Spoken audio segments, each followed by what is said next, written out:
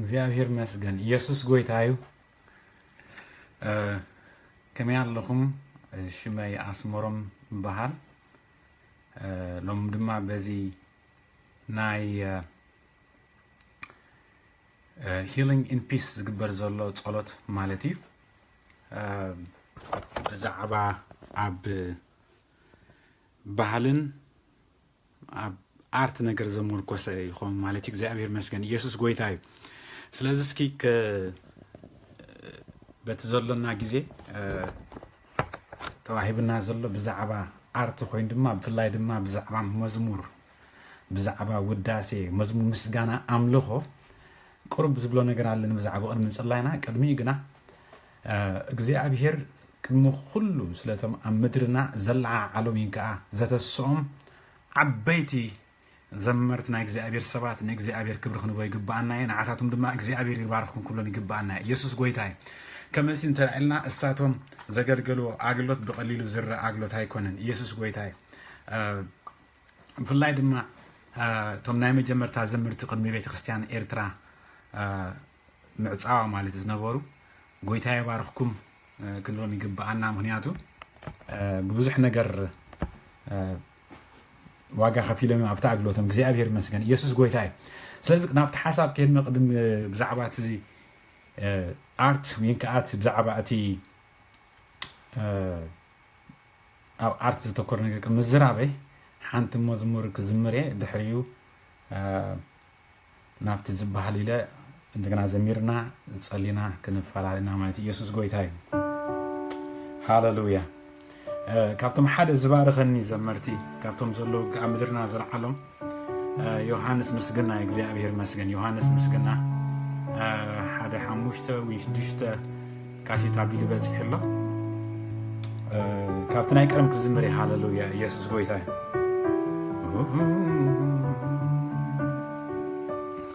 ከመስግኖዬ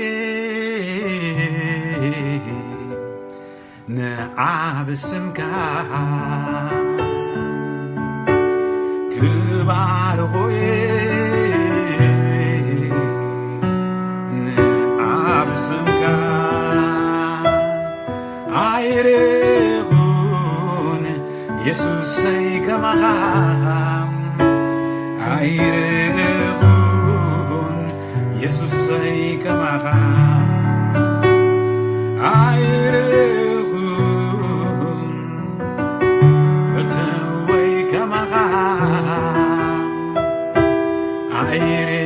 عيرون يسوع سيكما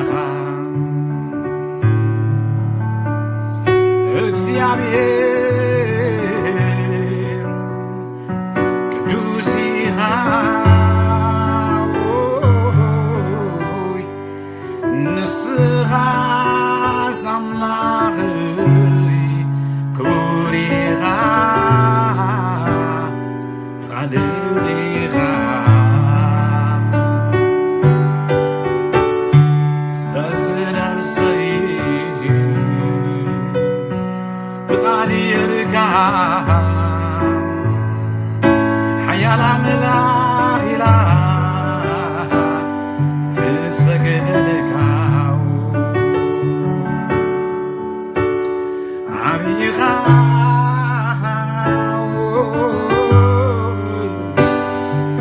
عبيخا صادقها صادقها صادقها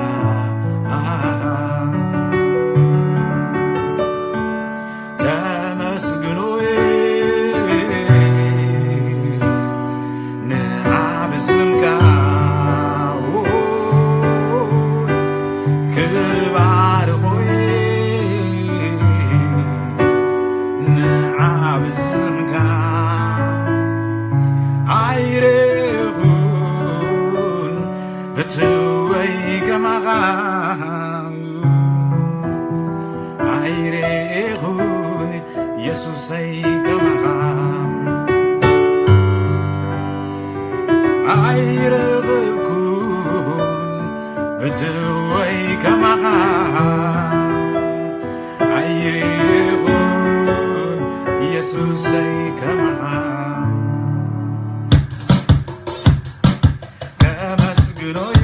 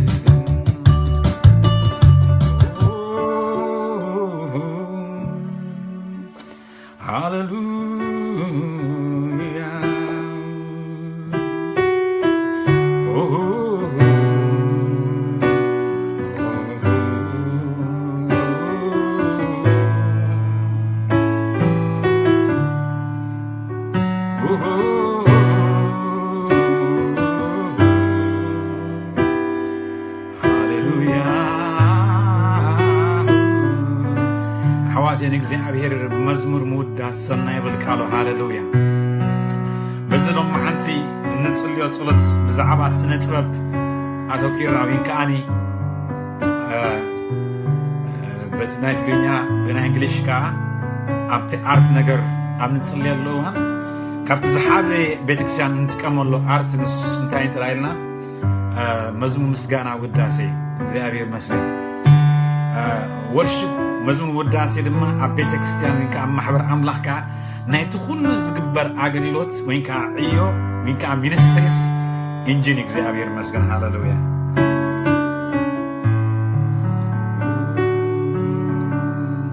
ስለዚህ ነፍሰይ ትቃኒልካ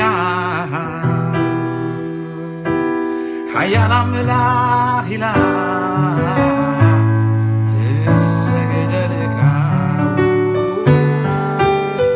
ስለዚህ ነፍሰይ ትቃኒልካ ክቡር ኣምላኽ ኢላ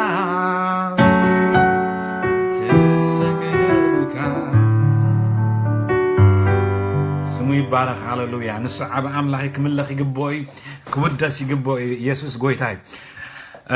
بالزعبة هيلين إن بيس زبل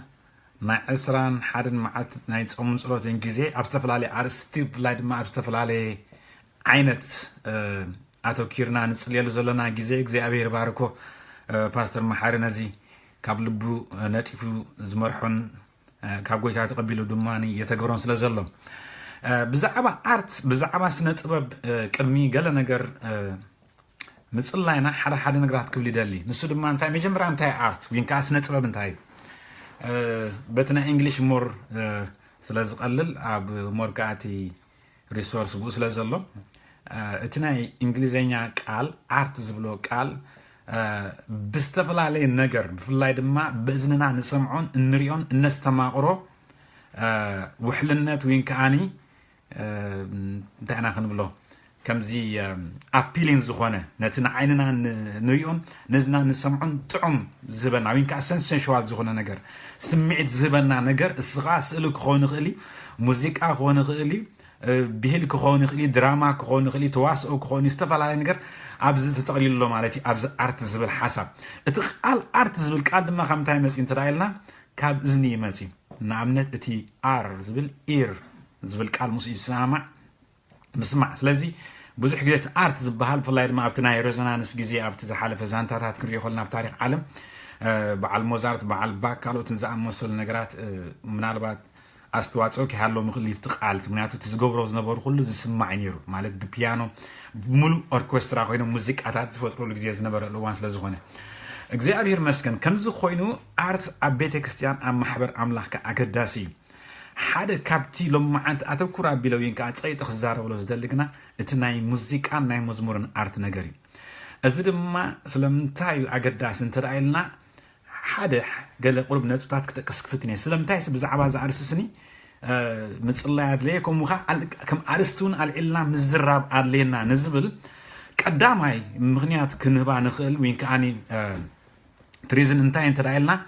كابت حدا تأكيبنا النقبرو كم محبر أملاك قرموكمي دارقا فرق جزينا النتفو وين كا جزي وسيدنا النقبرو نعملوخو وين كا ناي مزمر جزي اجي استبلو حواتي عم بزحت في اللايد مع معرفة علم تبرنامجنا تسمونا بروجرامنا قبل كله ناي سنبت مدباتنا مالته أبسمون حنسا انتو حدا كل 9 ساعات فرق عن نكب ساعة 3 ساعات فرق عن نغيد نقولون عين السانيننا كابز تأكيدنا أن نقول انتو حدا 45 زخون دقيق بزعبا مزموري سلازي بروجرامنا بصلت نخافته كتسألنا خا مزمور نزمر مالتي نملخ سلازي حدا نكمل أفريقيا جزينا زوصل على خوينو أقداسي مالتي نعتو نحدا نقر أقداس نتريو بتتوبة جزي كم زخوين قلنا أما حبر أملاح كم تزقب مردع زلنا إلى أحسب مهنياتو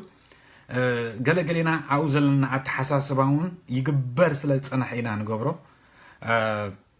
مبار كم زي يدليو إلنا مسحب قدساوي إلنا نقبر عي مثلا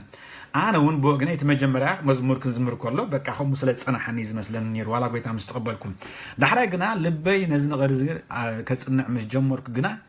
أستواز وناي مزمور وداسي عملهم كابت حدا أرت سلزخونة عبي أستواز الله أم حبر عملخ يسوع قويتاي سلز كابت تأكيدنا نجبرهم تزبلكم عد ما بيله حدا مزمور مسجانا عملهم سلزخونة كم أرست هنصلي له ترايز يكون علوم أنتي كم بيتك سيانون أدرسكم جبرز جبعنا نجاري لا يحسب يسوع قويتاي سلازك زيابي سلاز العالم زمرتي وين كعم زمران قويتان بارخم نبيتك سيان إرترا زتنسوم عبيتي زمرتي مزمران كمون موسيقى أنياتات علو زيابي عزي باركم كسب حجد ما توفيم نزع أغلوت زي جبروس لز أنا حس اليوم نعمل إحنا مسجنه كم زيلنا خاجن كابز نجرز أغلوتهم كعبغان دل نتصل دما نزينا دما زمع التزي إجزي الساعات زن وفي نازلنا مالتي يسوع قويتاي سلازي حد نجر كزارب دل بزع موسيقى فلايد ما أرت بلايد ما بتمدرا ونجر وين كعبت سجا ونجر أجر موكي علمنا أبز أوان زي فلايد ما أمريكا ناي 10 بليون إندستري موسيقى أب عامت مالتي ترافانو ناتو خصوصا كله سلازي 10 بليون علم تتفاعلوا نجر انتخوينو انتاي انترايلنا حدا أقداسي مالتي حدا كالاي دما أقداسي إسرائيل نكون عاصبو زي كونه واي سب الموسيقى على بويهب واي سب الموسيقى أصلي تصل زغون مو بموسيقى أزمتها أون تاودي ويس على تاون قرنتنا السوق على أرستي جن بحث الزبالة صلاة خبت كمل حدا موسيقى وينك أقدر في كم مغاني قلت لكم داسب لنا مالتي إغزابير مسكن يسوس قويتاي سلازك ساعة كندزي بيلون تتفعلوا العالم مهنياتو بموسيقى وينك بحيل الدربي ترخبوا نجار هالو مالتي ما حبر أمنح دما أزردي أدما لبا نام موسيقى نام مزمور نام أرت زبالة نجارات لبان حسابان تراك تقولوا زي كناس كم باجتون سلعة أستوات أخذ جبر الله إلى إذا حسب يسوس قويتاي سلازي قدام ينتهي لهم ملء جزء فرق جزء أنا يجوب أنا مزمور مسجانا وداسي عمله خسلا زخنة أقداسي للغة خلا أنا تقدم ما بزعو زلنا مرد عك عبي مالت تجاري لنا هنجبر خسلا زيبلنا سالسا يقولوا زلقنا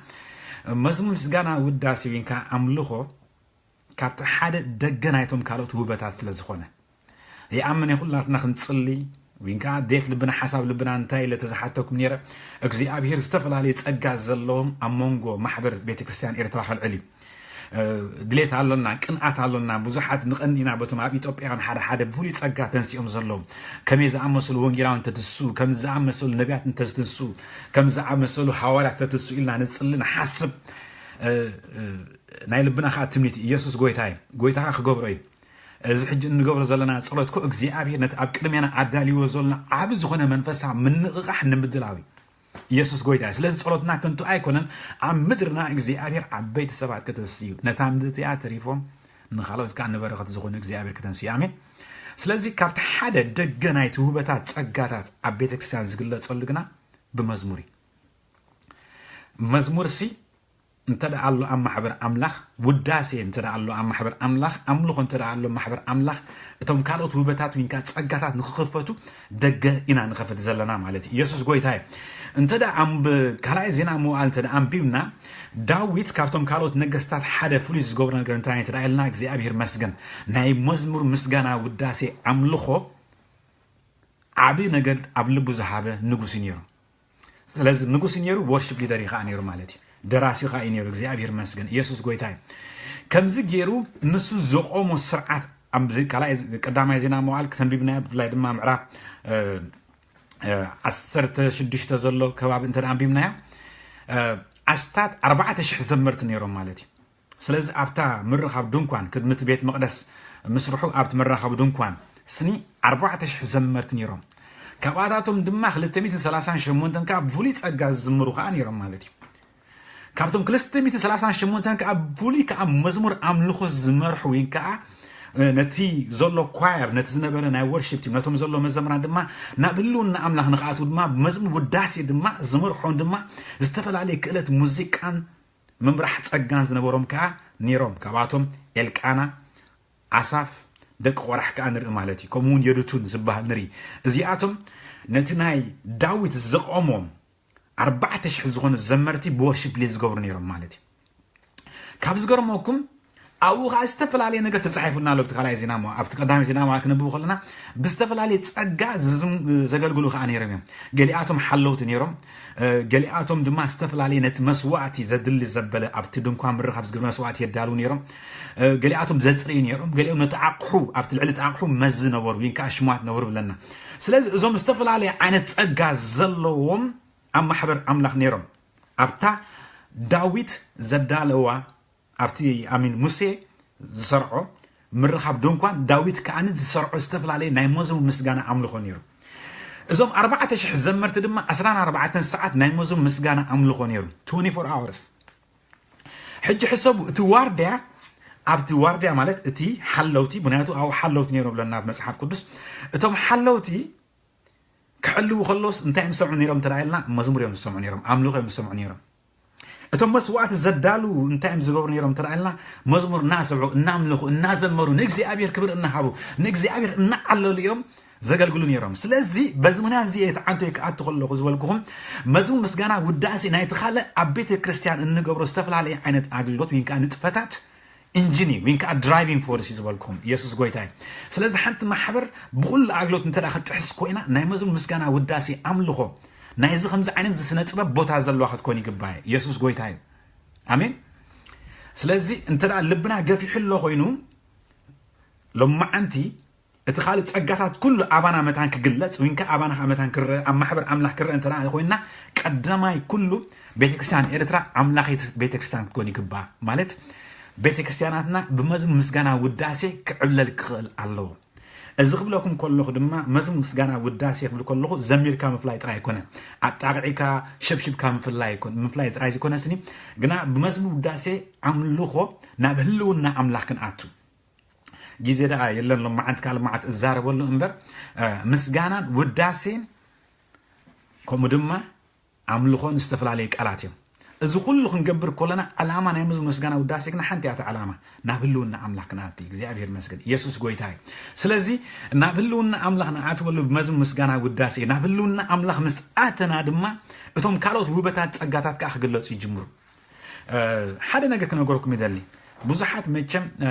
ኣብ ቤተክርስቲያን ከምዚልና ንግሮም ርብና ሓደ ግዜ እንታይ ቤተክርስቲያን ኤርትራ ሆንቱም ናይ ኢትዮጵያን ኣሕዋትና ዘይኮኑ ኣገልግል ስለምታይ ተንሱ ዝተፈላልየ ጸጋ ዘሎም ስለምታይ ተገልጹ እቲ መዝሙር ኣምሓርኛ ይዝባርኽ ካምበር ትግርኛ ብዙሕ ኣይባርኽካን ኢኹም ትብሉ መብዛሕትኩም እዚ ግን ኣሕዋቴ ክንቀይሮ ይግባአና ኢየሱስ ጎይታይ ስለምታይ መስለኩም ኣሕዋቴ ከመ ተሓሳስባ ኸይ أنا تقريني مزمور الزمري أم حرني مزمور الزمري بمتانو إنجليش مزمور كاب تعمي زبارخني جنا بزن سلست زين بهلون أملاك عتغلي فلا عبز قربا أوان جنا سب كم تعت حساس وكم تلبوز خفتلو سلازخونه أتصبق ما تقريني مزمور لبيت خفتلو يسوع قويتاي سلاز نتناي تقريني مزمور لبيت لتخفته بوخا كابتن إنجليش نلعلون بهلون أملاك يتونلو يسوع قويتاي آمين سلازي أبحثنا إذا كل أيقبوني مالت أب حسب ناسي بك عنس أم حرنيا مزموري زبارخن انترايلنا هو كومو سلاز حسبنا كومو قاعد تسبنا خبارخناي أنا بتقرنيا مزمورون يبارخن يتنا دما كومو سلاز حسبنا كومو قاعد خبارخناي سلاز نتناي تقرنيا أنا مزمور كنا عصوف عادك زي أبي رايكونا بس عقاد أمازح لكم زدلم مالتي مهنياتو سي كوم جرنا نا أساسنا يسني أفتقلي محبرات مور أم حرنيا مزمور الزمر تقرنيا مزمور دارجاي زمر بزعبا ناي زري ناي عليت ناي قانقوا صغاي بلينا حواتي عزو تردولي غنا ميزان كنبو يغبانا يزبلو منياتو انت دا ميزان هبنا اب لبنا اب حسابنا يامني كبار خناي ان فاكت حدا نغركم بزح غزي ام حرنيا زمرتي امين بزح غزي نا ኤርትራ ቤተክርስቲያን ወንካ ኤርትራን ምናምን ና አምሐርኛ መዝሙር ከይዶም ኣብ ተአምልኾ ዝባረኹ ኣነ ግን ኣብ ህይወት ዘመነይ ከም ዝሪየ ኣለኹም ናይ አምሐርኛ ቸርች ናብ ናይ ትግርኛ መጽም ክባረኹ ሪየ ኣለኹ ትግርኛ ቋንቋ ብዝሕርዳና ናትኩም አምልኾ ግን ደስ ይብለና ኢሎምሲ ናብ ናይ ትግርኛ ወርሺፕ ዝመጽ ፈልጥ ኢትዮጵያውያን ኣሕዋት ማለት እዩ ስለዚህ እንታይ ክብለኩም ኢለ ኣተሓሳስባና ይቀየር ልብና ይግፋሕ ትግርኛ መዝሙር ይባርኺ ትግርኛ መዝሙር ብዘመርና ለመጠን ናብ ህልውና አምላክ ክንኣቱ ንኽኢልና ኢየሱስ ጎይታይ ኣነ ቆልዓ ከለኹ ኣብ ቤት አምላክ ስለዝዓበኹ ርኤ ብትግርኛ መዝሙር ክዝመር ኮላ ኣጋንት ክወፁ ርኤ ሕሙማት ክወሱ ርኤ እኳል ኣጎይታ ከይተቀበልኩ ከለኹ ኣብ ማሕበር ዳማርያም ኣብ ኣስመራ ፍኖተ ብርሃን ዝባሃል ስለዚ እንታይ ክብለኩም ኢለ እዚ ተሓሳስባና ክልወጥ ይግብኦ እዩ መዝሙር ትግርኛ ይባርኺ መዝሙር ትግርኛ እውን ሃብታሚ ሓደ ግዜ ትግርኛ መዝሙሩን ከይተረፈ ሓደ ግዜ እንታይና ነብልሲ በቃ ትግርኛ ስፍቅር ይገልጽኒ ትግርኛ ከምዚ ኮኒ ከም ዝገበርካ ይሓወይ ከም ገበርካይ ከም ተተሓሳስባና ሓደ ናይ እግዚአብሔር ሰብ ናብ ጎይታ ሄዶም ኣለው ስንንታይሎም ዓቢ ሓደ ፓስተር ሓደ ቀሺ ናይ ወንጌላት ቤተክርስቲያን ሲ ና 50 ዓመት መዓልቲ ነብለሎም ነርና ሓደ መዓልቲ ማለት እዩ 50 ዓመት አኒቨርሰሪ ናይ ዌዲንግ እንታይሎም ዘይርሳ ቤት ሓስስ ነገር ኣብ ልበይ ዝገደፉ ሲ ንስኻትኩም ከም ዝሎሚ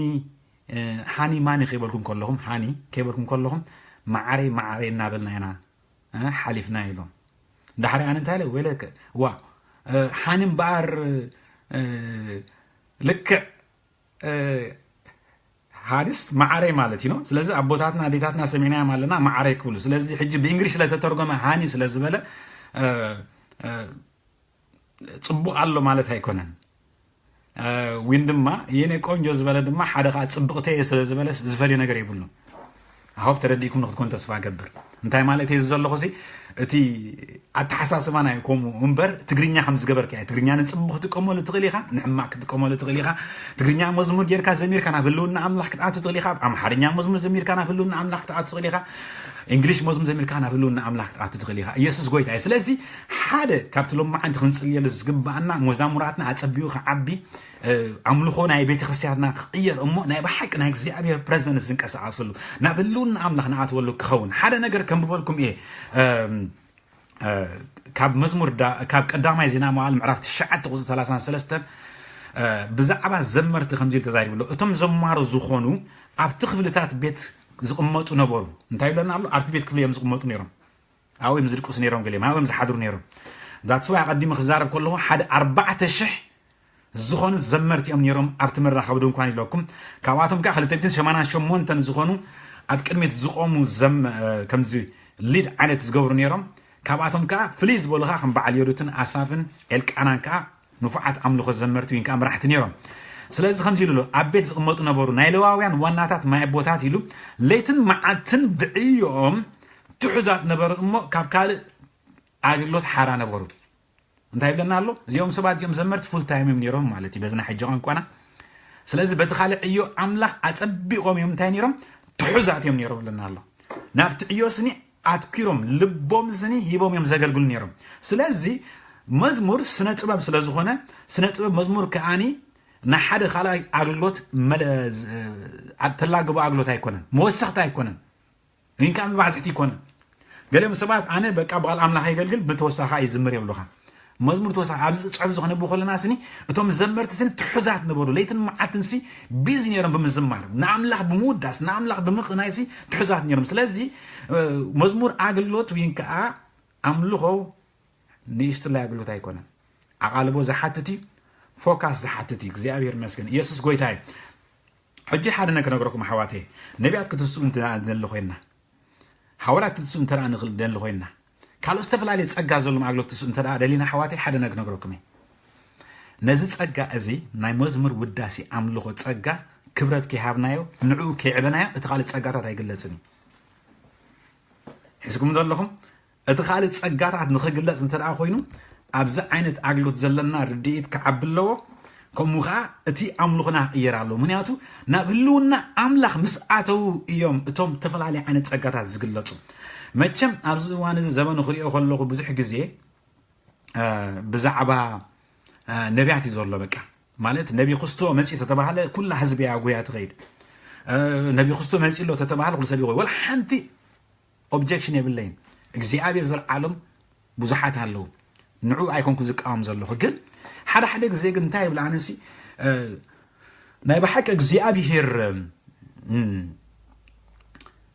ንኩሉ ፀጋ ውበት ብሓደ ኢና ንሪኦ ምክንያቱ ጎይታ ንማሕበር ክባኸሎስ 5 ውበታት ሂቡ ግን ኣብ ማሕበር ኣምላኽ ክሪኦ ከለኹ ብዚ እዋን ዘጋጥም ዝርእን ዘለኹ ግና ዓሌታውነት ርኢ ኣለኹ ዓሌታውነት ማለት ሬሲስት ምዃን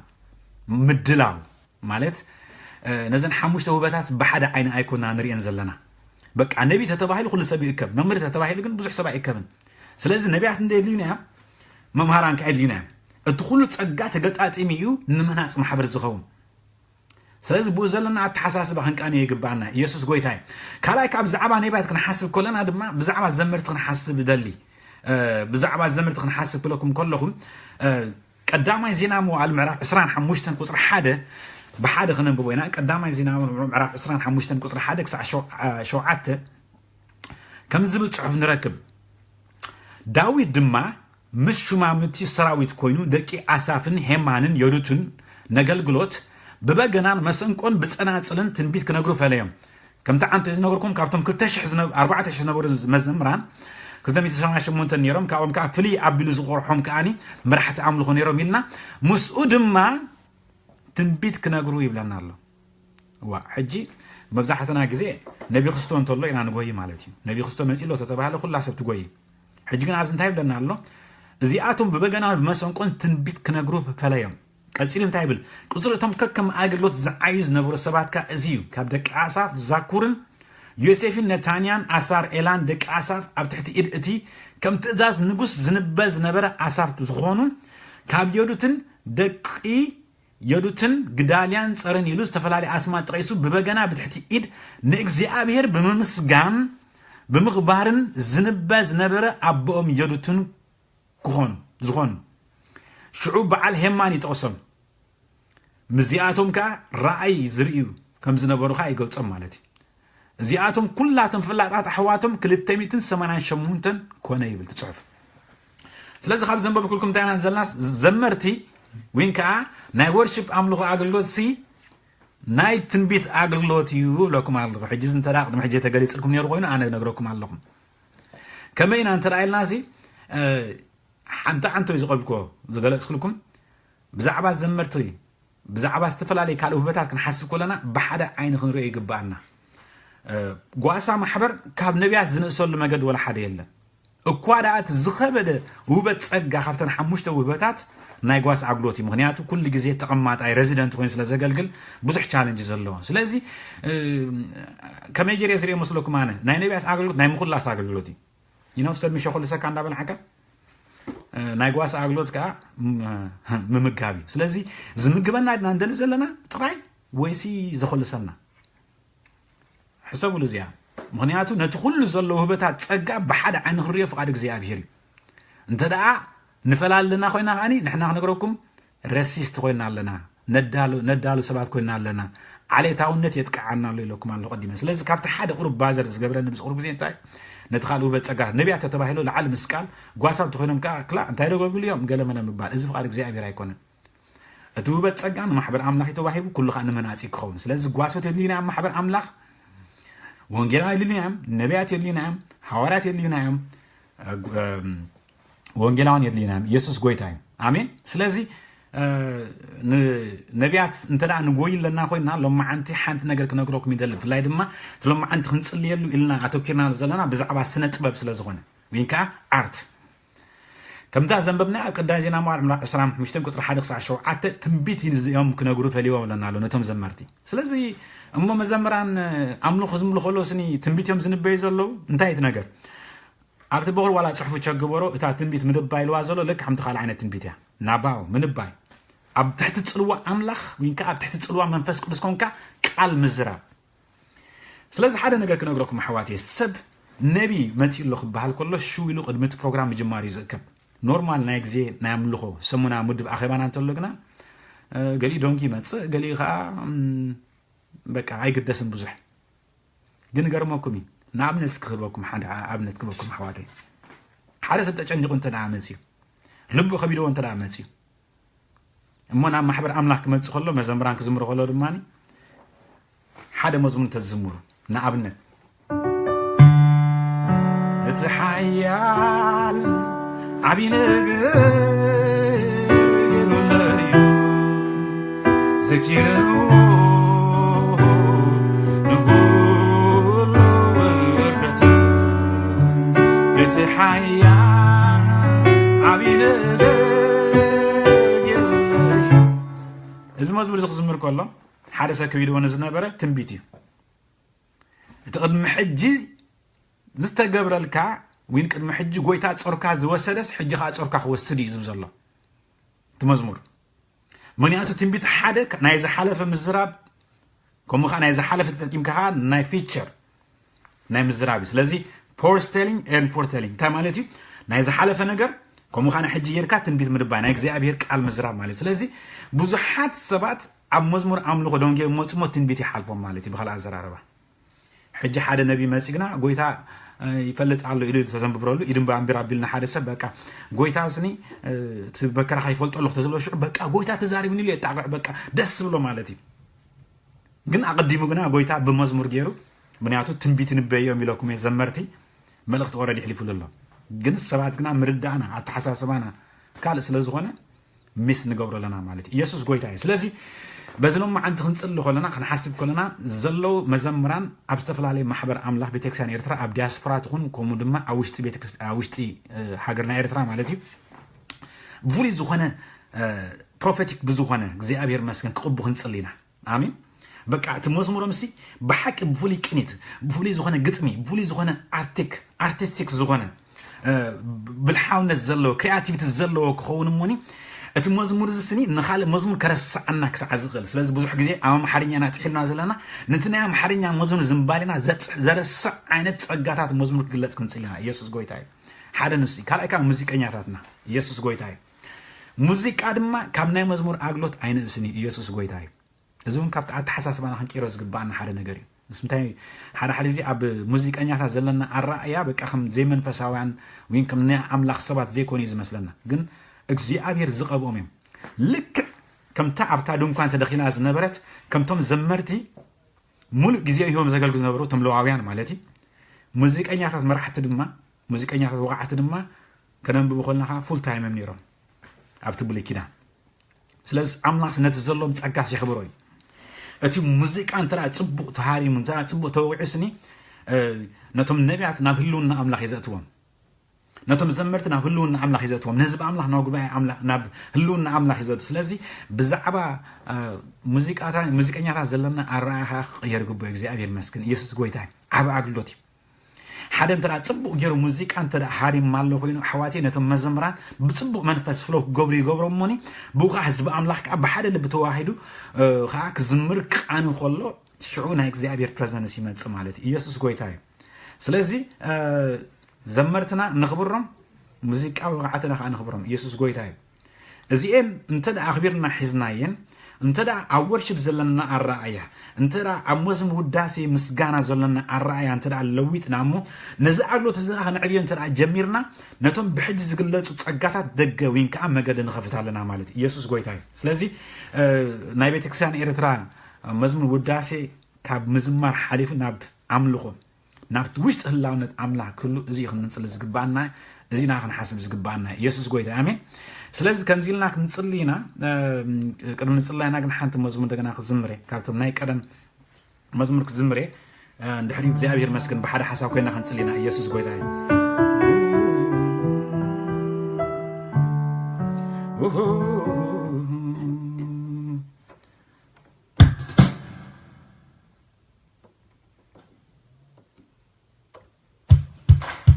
ሓደ እኳ የለን ከማ ኸልና ንእግዚኣብሔር ክንባርኾ ኢና ሃሌሉያ እዚ መዝሙር ክንዝምሮ ከለና ብዛዕባ ቤተክርስትያን ኤርትራ ብዙሕ ነገር ዘክረን ኣሎ ምክንያቱ ናይ ቀደም መዝሙር እዩ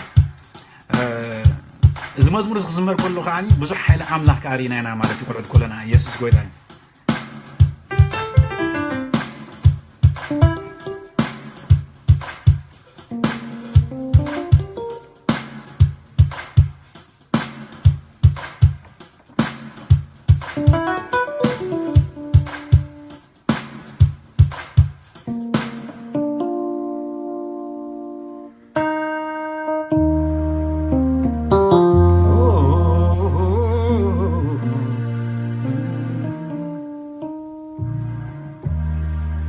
ትማልን ሎምን ንዘለዓለም ኢየሱስ ንሱ እዩ ኩሉ ክልወጥ ኢየሱስ ግና ኣይልወጥን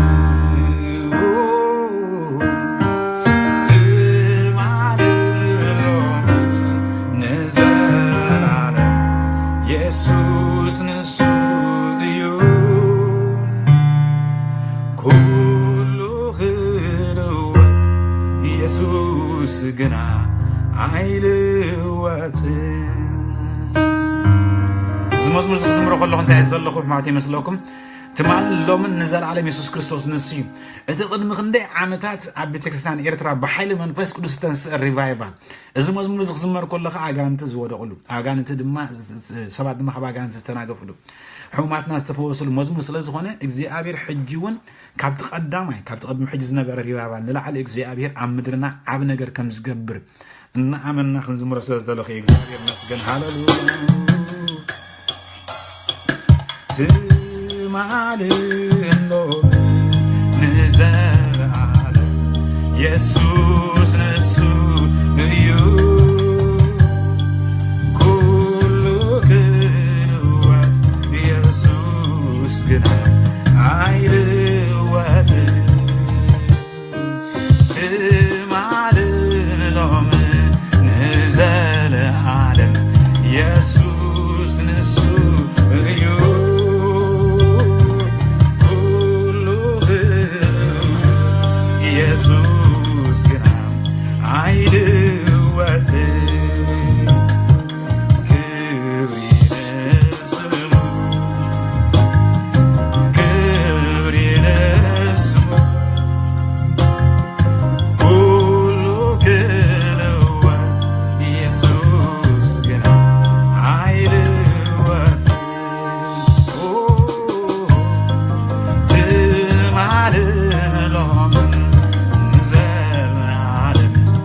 ኢየሱስ ንሱ ኩሉ ክልወት ኢየሱስ ግና አይልወጥም ትማልሎም ንዘለዓለም ኢየሱስ ንሱ እዩ ኩሉ ክልወት ኢየሱስ ግና አይልወጥም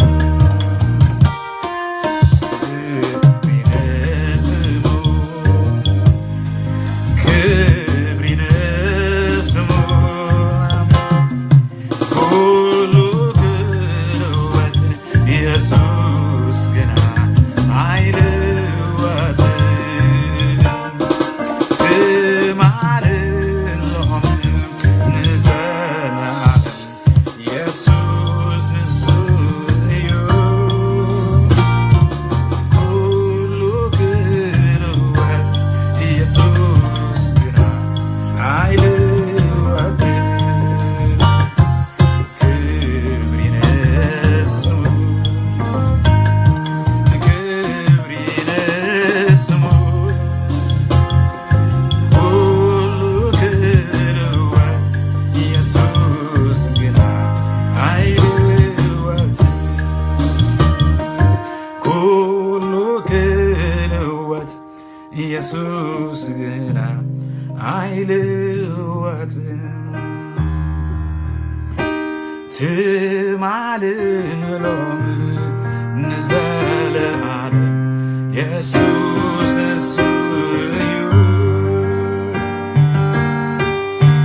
ኩሉ ክልወት ኢየሱስ ግና አይልወጥም እቲ ትማልእ ኣብ ምድርና ዝሰርሐ እቲ ትማልእ ኣብ ቤተክርስትያን ኤርትራ ዝሰርሐ ሕጂ እውን ኣይልወጥን እዩ ኢየሱስ ጎይታ እዩ ከምቲ ቅድሚ ሕጂ ዝሰርሐ ሕጂ ድማ እግዚኣብሔር መስገን ኢየሱስ ጎይታ ጎይታ ክሰርሕ ምድርና ኣሜን ስለዚ እዚ እናሓሰብና ኢና ክንፅሊ እግዚኣብሔር መስገን ብዛዕባ ስነ ጥበብ ብዛዕባ ኣርት እናሓሰብና ከለና ብዛዕባ ናይ መዝሙር ምስጋና ውዳሴ praise and worship ብዛዕባ ቤተክርስትያን ኤርትራ ክንፅሊ ኢና እግዚኣብሔር መስገን ሃሌሉያ እግዚኣብሔር ፍሉይ ተሓድሶ ከመፅእ ኣሜን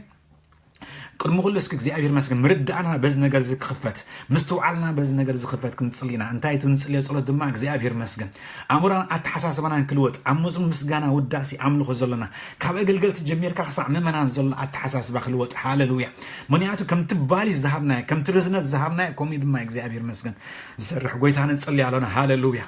ስለ እግዚኣብሔር ዘገልግል ስለ ተንሳእካዮም ኣብ ምድሪ ኤርትራ ኣብ ቤተክርስትያን ኤርትራ ዘተንሳእካዮም ዝተፈላለዩ ዘመርቲ እግዚኣብሔር ስለ ዝተፈላለዩ ቃነይቲ እግዚኣብሔር ንባርኸካ ኣለና ብዙሓት ዘመርቲ እግዚኣብሔር ዘመሩ ብዙሓት ዝቃነዩ እግዚኣብሔር ኣብ ቤተክርስትያን ኤርትራ ሂብካልና ኣገልግሎምና ንገልግሎና ስለ ዘሎ እግዚኣብሔር ነመስግነካ ኣለና መሊስና እግዚኣብሔር ጎይታ ሰራዊት ስልኦም ነመስግነካ ኣለና ፀጋኻ ኣባታቶም ስለ ዘሎ ቅብኣትካ እግዚኣብሔር ኣብ ልዕሊኦም ስለ ዘሎ ሃሌሉያ ስለዚ ቅብኣካዮም ስለ ዝተንሳእካዮም እግዚኣብሔር ንባርኸካ ኣለና ብሕጂ ድማ እግዚኣብሔር ኣቦ ንፅሊ ኣለና ሃሌሉያ እዞም ኩለገና ኣብ መዝሙር ምስጋና ውዳሴ ኣምልኾ ዘሎ ኣገልገልቲ ሲዲ ዘውፅኡ ዝሓትሙን ዘሎ እግዚኣብሔር ኣቦ በኢየሱስ ክርስቶስ ፍሉይ ዝኾነ ፀጋ ፍሉይ ዝኾነ ቅብኣት እግዚኣብሔር ሃሌሉያ ድርሰቶም ክልወጥ እግዚአብሔር ደወይ መዝሙር ዝደርሰዎ ጎይታ ካብ ውሽጢ ዝበልፈለክ ክኸውን እግዚአብሔር ካብ ህልውናኻ ሃሌሉያ ካብትናት ካብ ፕሬዝደንት ተቀቢሎም ዘምፅዎ ዓይነት መዝሙር ክኸውን ሃሌሉያ ኢየሱስ ጎይታ እዩ ገርመኩም ዳዊት ኣብቲ ካብቶም ሓደ ዘመርቲ ክዛረብ ከሎ ኣብ መዝሙር ዳዊት ካብ ልበይ ጽቡቕ ነገር ዝግንፍል ድርሳናተይ ከዓ ንንጉስ እዩ እብል ኢሉ እንታይ ማለት እዩ ዘለስኒ እቲ ዝደርሶ ዘለኹ ምድራስ ወይ ከዓ እቲ ዝቃንዮ ዘለኹ ቅድስኒ በቃ حوش طلب بيزغن فايلو እግዚአብሔር መስገን ስለዚህ بحج ዝመር መዛሙራት ኣብ ቤተክርስቲያን ኤርትራ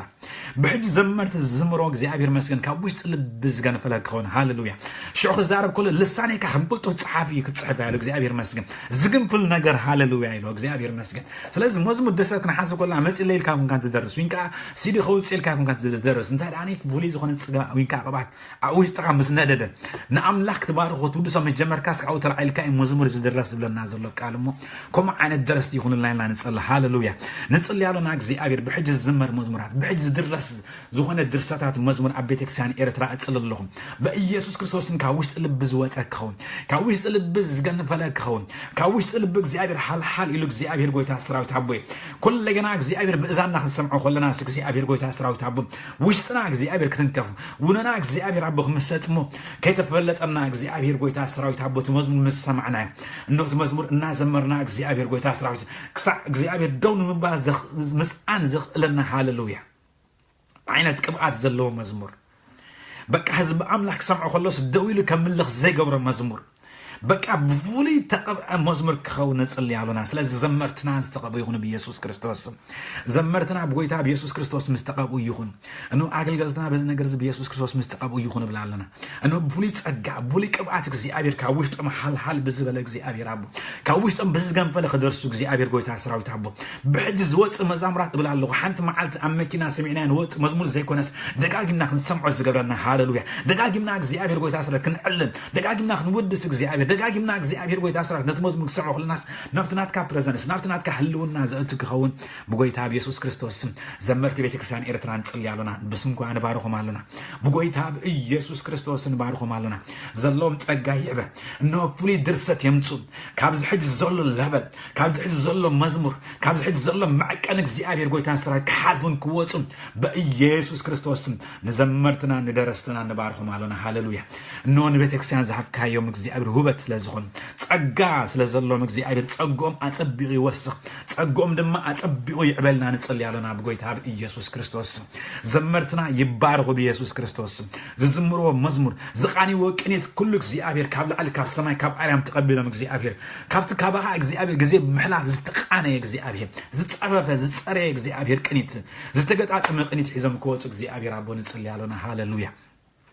بحق እግዚአብሔር አቦ በሕጅ ዝመር መዝሙራት እግዚአብሔር አቦ ሃሌሉያ ካብ ግጥሙ እግዚአብሔር ካብ ቅኔት እግዚአብሔር ፍሊ ዝኾነ እግዚአብሔር ጎይታ ስራዊት ክኾን ፍሊ ጸጋ እግዚአብሔር ክግለጹ ፍሊ ጸጋ ዘይተንሱ እንተለውኻ መሊሶም ክትንሱ እግዚአብሔር በሐድሽ ቅብዓት እግዚአብሔር ቀቢካ ተተንሶም ድማ ንጽልያለና በጎይታ በኢየሱስ ክርስቶስ ኦ ሃሌሉያ ሃሌሉያ ሃሌሉያ ሃሌሉያ ሃሌሉያ ነውስ እግዚአብሔር ጎይታ ስራ ስለ ሙዚቀኛታት ንጽልያለና እግዚአብሔር አቦ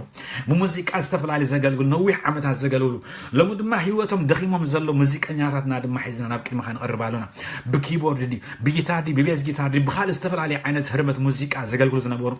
ናብ ዓለም ዝኸዱ እንተለው እግዚአብሔር ኣለው ድማ በርግጽ በኢየሱስ ክርስቶስ ስም ምላስ ይኹነልና ሃሌሉያ በኢየሱስ ክርስቶስ ስም ምላስ ይኹነና ሎምን ንጽልያለና እግዚአብሔር አቤትካ ዝኻንዩ ዘምልኹ ዝዝምሩ ዝነበሩ እግዚአብሔር ሙዚቃ ዝተፈላሊ ጻውቱ ዝነበሩ እግዚአብሔር ብናይ ቤተክርስቲያን ድኽመት እግዚአብሔር ብናይ ቃልና ድኽመት እግዚአብሔር ብናቶም ድኽመት እግዚአብሔር ኮታ ብዝኾነ ኮይኑ እግዚአብሔር ካብ ቤትካ ወፂኦም ዘለው ካብ ኻሪዕኩም ዘለው ብሎማዓት ንጽልያለና በኢየሱስ ክርስቶስ ይመለሱ በኢየሱስ ክርስቶስ መምላስ ይሁንልና ባላ ምሩኻትና ይመለሱ ሙዚቃታትና ናብ ዓለም ከደም ዘለው እግዚአብሔር በኢየሱስ ክርስቶስ ይመለሱ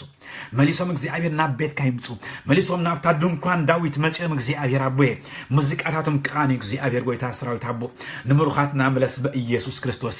ዓለም ዝወሰደቶም ሙዚቀኛታትና ሃሌሉያ እነሆ በስም ኢየሱስ ክርስቶስ ለማዓንት መምላስ ይሁንልና ለማዓንት መምላስ ይሁንልና በጎይታ በኢየሱስ ክርስቶስ ስም ይላን ጽልያለና ሃሌሉያ مملاس يخوننا in Jesus mighty name انه قويتا سراويت ابو هاللويا بحج دما እግዚአብሔር قويتا سرات موزيك انزفتونو زلو زمهار زلو دما بኢየሱስ ክርስቶስ بيدوم زهار موديم بأغروم زهار مدرام ديم እግዚአብሔር بأفوم እግዚአብሔር زنفح طرمبا ديم እግዚአብሔር ساكسفون زጻوتنيم زتفلالي عينت موزيقኛታት እግዚአብሔር አቤተ ክርስቲያን ኤርትራ ይተንሱ ኮታ እግዚአብሔር قويتا سراويت ابو موالنا بحنت كيبورد راي كنملخ سلچنا الله قويتا استفلال عين تصقع هيب كازل خمو لوم بإيسوس كريستوس نصليالنا سلت بابنا حسبنا نصليالنا استفلال درام زهرمو جاز زهرمو هاللويا يتنسولنا بإيسوس كريستوس ساكسفون هاللويا التوري سوبرانو እግዚአብሔር መስከን ቤዝ ጻውቱ ሃሌሉያ ጊታሩን ኮም ሊድ ጻውቱ ጊታር ቤዝ ጊታር ጻውቱ ፍሉት ጻውቱ ቫይል ጻውቱ ኮታ استفلال عين ሙዚቃታት እግዚአብሔር ዝዋ ጻውቱ እግዚአብሔር አቤተ ክርስቲያን ኤርትራ ይተንሱ በሽም ኢየሱስ ኖ ከመሃር ዘሎም ና ቤት ምርት አትም ይማሃሩ ፕሮፌሽናል ተማሂሮም እግዚአብሔር ጎይታ ስራውት ነዘለና ናይ ወርሺፕ እግዚአብሔር ናይ ምስጋና ናይ ውዳሴ አብሎት ናብ ካል ለበል ዘሰጋግሩ ሙዚቀኛታት ይብዙሕልና በስም ኢየሱስ يبزحلنا هنا نصلي على قويتا هاللويا هاللويا هاللويا بقويتا بإيسوس كريستوس يبزحلنا هنا نصلي علينا بإيسوس كريستوس يبزحلنا موزيقاتنا ሙዚቀኛታትና ይባረኹ ይብዙሕልና በጎይታ በኢየሱስ ክርስቶስ ስም ሃሌሉያ በኢየሱስ ክርስቶስ ስም ሃሌሉያ ይብዙሕልና ዝተፈላለዩ ዓይነት ሙዚቃ ሃሌሉያ እንሆ ከምቲ እንሆ ናይ ድንኳን ዳዊት ዝነበረት እግዚአብሔር ሃሌሉያ አሽሓት ዝኾነ ዘመርቲ ሃሌሉያ አሽሓት ዝኾነ ቃነይቲ ብሉይ ጸጋ መዝሙር ዝምህሩ ዘስተምሩ ዘሰልጡኑ ድማ ይተንስኡልና ብስም ኢየሱስ ክርስቶስ ከም ቀናንያ ሃሌሉያ ቀናንያ ስኒ ንሱ ድማ መዝሙር አዚ ፈላጥ ነበረ ይብል መጽሐፍ ቅዱስ انه مزمور كا يستمر نبره نص بلز فلات نبر فلات يتنسو فلات ما نخالوت يستمروا نخالوت كا يمهاروا نخالوت كا يسلطون لنا باسم يسوع نصلي على لهم عندي موزيك از سلطون يتنسو وشب ليدر ترينز غبر يتنسو زمرتك زيابر زسلطون يتنسو موزيك ازمرو يدرسو بኢየሱስ ክርስቶስ ስም ራካና ማዴሌ ካና ማዶሎ ኬሪባ እንዳጋ ጎይታና መስግነ ካሉና ሃሌሉያ በሐቅ እግዚአብሔርና አምን ኢና ኢየሱስ ጎይታ ሃሌሉያ ጎይታና አምን ኢና እዚ ዘሎን አግሎት እግዚአብሔር ጎይታ ሰራዊት አቦ ክናብ ሓደ ለበል ስለተስግሮ ጎይታ ንባርኸ ካሉና እግዚአብሔር ጎይታ ሰራዊት አቦ ነው መስሕዋቴ ኮይና ለማዓት ንጽል ያሉና እግዚአብሔር ጎይታ ሰራዊት አቦ ነቶም ዘመርትና ነፋጥኖ ማለና ንሙዚቃ ዝሃሩ ነፋጥኖ ማለና አብ ማሕበር አምላክ ኩሉ ግዜ አምልኾ ዝመርሑ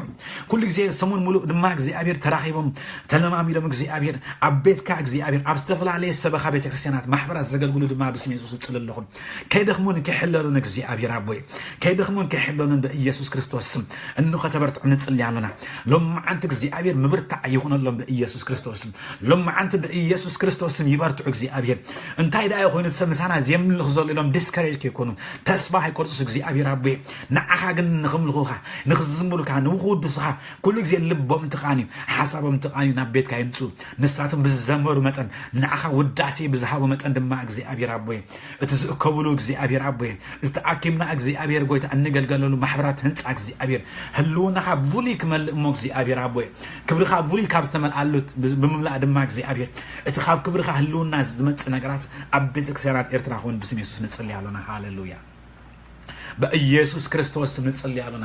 ንቤተ ክርስቲያን ኤርትራ ንጽልይ ኣለና እግዚአብሔር ናይ አምልኾ አትሞስፈርና በኢየሱስ ክርስቶስ ስም ይቀየር በኢየሱስ ክርስቶስ ስም ይቀየር ብላለሁ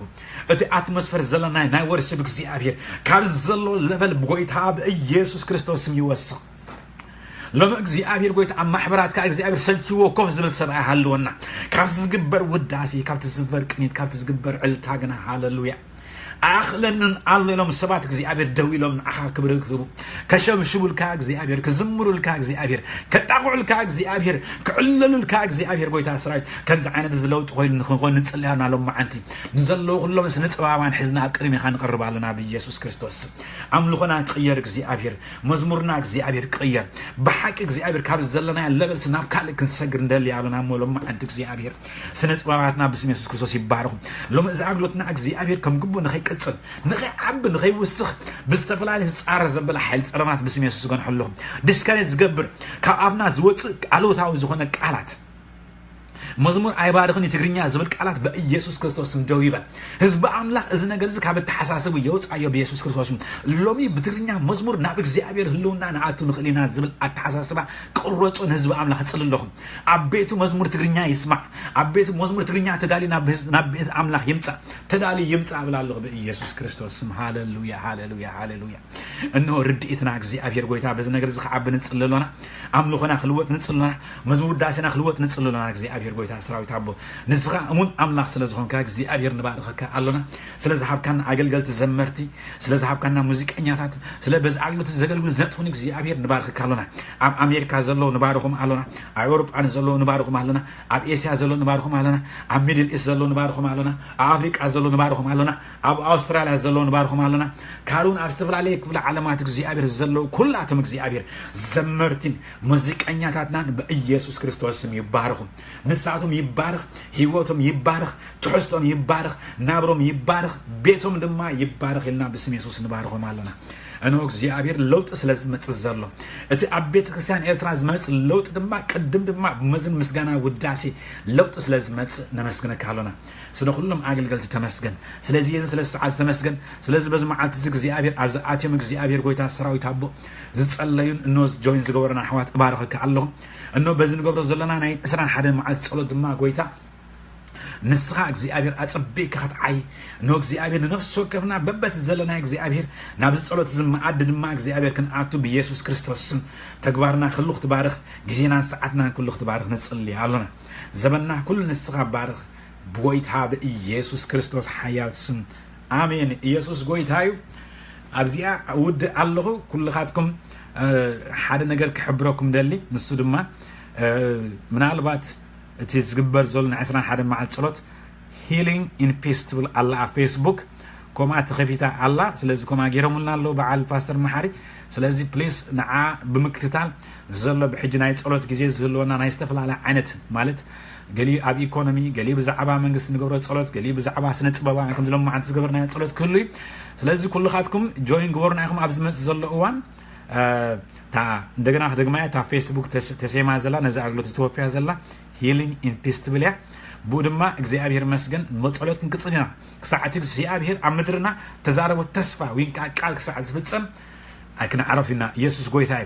እርድማ ኣለሁ ርሑካ አይኮነን እግዚአብሔር መስገን አመንፈሰይ እትዝሪኦ ዘለኹ ሰምዖ ዘለኹ ኳ ካለ ተኾነ በመንፈሰይ ክሪኦ ከለኹ ግና እግዚአብሔር መስገን እግዚአብሔር ነትን ምድርና ዝሃቦ ተስፋ ቃል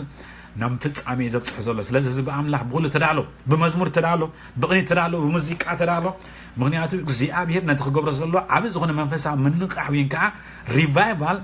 دغ بمنتاين ترايلنا بمزمور مسغانا وداسي مزمور وداسي املخونا خيتغيره كان عينت وبتا تصغا خغلص مالت زيكال سلازخونه يسوع غويتاي